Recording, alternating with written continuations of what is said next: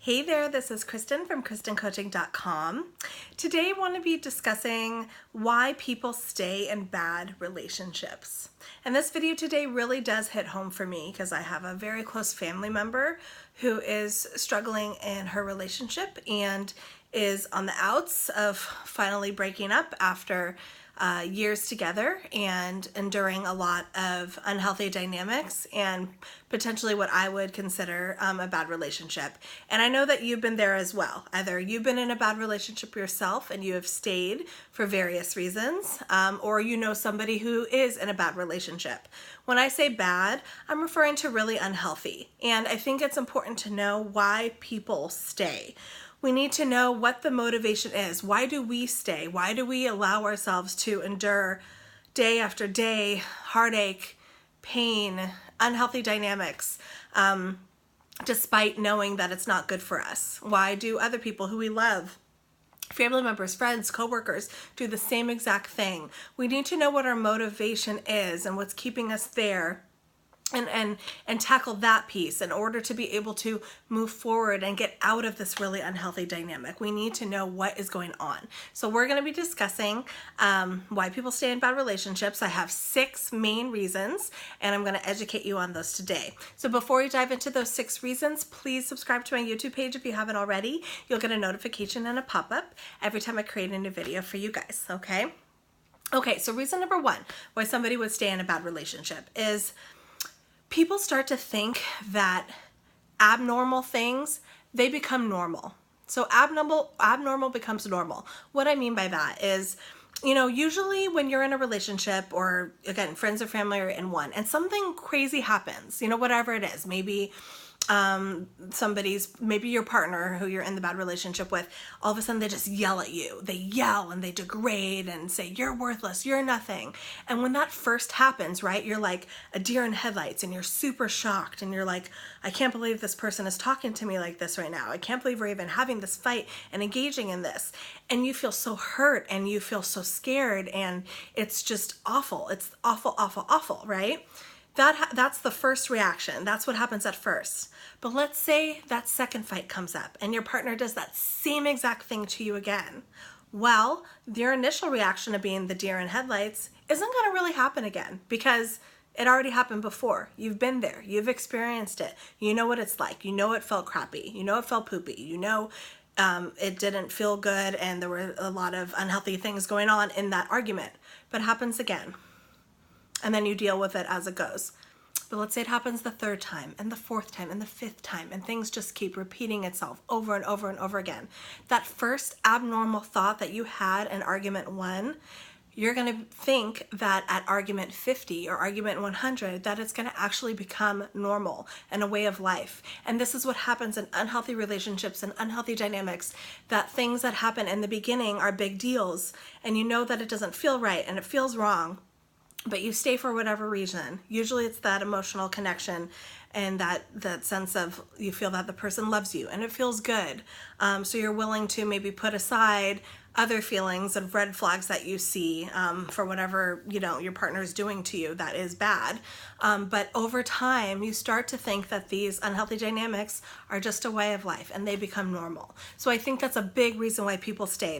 They become complacent and they accept what's been going on and they accept the unhealthy interactions that have been going on over time, and things don't change and it just becomes an acceptance. Number 2, why people stay in bad relationships. I think a lot of times people start to focus on survival instead of satisfaction.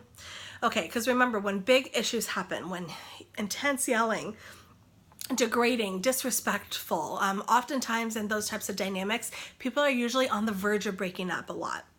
Or maybe they even do break up for a second, but then they get back together for whatever reason. So oftentimes people on these really heightened emotional roller coasters and emotional roller coaster relationships, tend to focus on just, oh my God, if I can just, get my partner to forgive me, get my partner to just calm down, and they just focus on this sense of survival of the relationship, just making it where they can just stay together and somehow piece their relationship back together and not break up.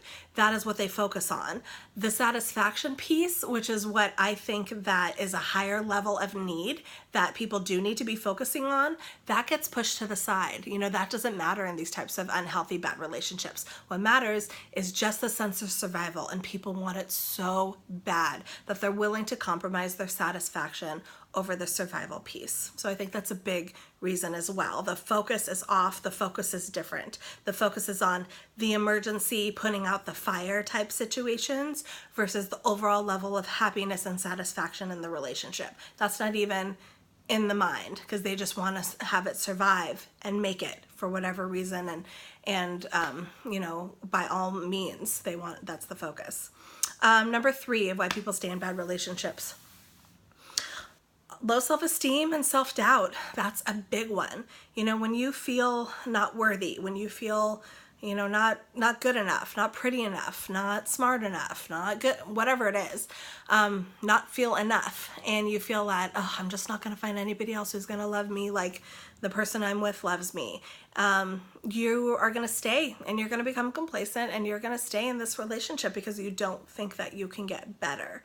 That is your negative half, the negative piece of your mind telling you these things. That doesn't mean it's reality. That just means that's your perception. And so oftentimes we stay out of fear. We think that whatever we're going to leave our person and go to in the future, it's scary. We think it's not going to be as good. It's going to be worse. We think we're going to be losing out on so much that we're getting here. So we're willing to endure really unhealthy, bad dynamics out of fear and self-doubt that we can have any better in the future. And oftentimes too, in these bad relationships, our partners really say things and do things that degrade us and bring us down and bring us that self-esteem and that self-worth down, that we really do believe that we're not going to get any better. I think it's a brainwash, and it's a manipulation, and it's real, and this happens with a lot of people. Reason number 4 why people stay in bad relationships is manipulation by your other half. Like I was saying, when unhealthy dynamics happen, right? Your partner's going to say things to you. You're no good. Nobody's going to want you. You're ugly. You're worthless. You're nothing, and you're going to start to believe that over time. There's a lot of manipulation that happens in these unhealthy dynamics. And so eventually you're going to start believing that you deserve what you're getting, and what you're getting is definitely not up to par, but you think that that is what it is. And it's something that I'm just going to have to accept, when in reality that's not the case, and it's not true, but you think it is over time. Reason number 5 why people stay in bad relationships is, at the end of the day, people still love the person they're with, despite, their partner being awful at times, or being rude, disrespectful, degrading. People stay because they are in love, they love the person they're with. They can see the good. They see the good in the person. They see the hope. They cling on to the good times that have happened in their relationship, and they hope and they cling that that's going to keep happening in the future. Oh, if only my partner can just, change, and we can have these good times again. They focus on the idea of what they think that their partner could be. They focus on the potential of their partner. But in reality, their partner is not doing anything to work on themselves and better themselves and stop the negative behaviors that are happening. So those are going to keep going on. But who is going through the negative relationship and the bad relationship, we have hope for our partner that they could do better than they're doing, even though they're not, but we hope that we hold on to it, right? And we love them at the end of the day. And that's hard. I think that it comes down to it is that a lot of people just are still in love, and they are willing to put aside the unhealthy dynamics for this love and this hope that things can get better one day. Last but not least, 6th reason why people stay in bad relationships is financial reasons, I think. Oftentimes money's intertwined. Oftentimes, especially in unhealthy relationships and bad dynamics, we can have the partner be in charge of the money, paying for all the bills, you know, doing all of this stuff. And so you feel that you're financially stuck. Like if you left your relationship today, would you be able to survive on your own? A lot of times that answer is no. You know, and that's a form of manipulation that your partner has done that has happened over time. It's so critical that every person in the relationship, whether you or your partner, you have your own money. Even if your partner is making the money and maybe you're staying home with the children, doing your thing, it's still important that you have your own money in your bank account that you've been able to save over time, so you can be financially independent and you're not stuck in a relationship just for financial reasons. But that is definitely a big reason why people stay in unhealthy relationships, because they don't have that financial security. So make sure that you don't put yourself in that situation where you don't have a penny to your name, because it is going to make it an uphill battle for you to survive on your own and be out of that relationship. That doesn't mean you can't do it. That's not what I'm saying. I'm just saying it's going to be a harder road. But there are community resources out there. There's public aid. There's things that you can do to survive on your own financially if you don't have a penny to your name. It just makes it more of a hurdle. So the best thing to do is to have money to your name in the first place and be able to save just in case things don't work out. We don't want to rely on anybody else but ourselves at the end of the day if things go awry. So hopefully these shed some light on why people stay in bad relationships. Again, if you're experiencing it or you know somebody who is, I think these are the driving forces why people stay. And it's important to know why you're doing that, or why someone you love is staying in these types of relationships. So we know the reason and we know how to help them. We know what to focus on to get them out. So if somebody's struggling with their self-esteem, it's time to build up their self-esteem and their self-worth and know that they're worth more and know that they're worth better than what they're getting now. If you have any questions or comments, please ask me below and I'll get back to you as soon as I can, like I always do. Again, this is Kristin from KristinCoaching.com, and thank you so much for watching my video today. Have a good night. Bye.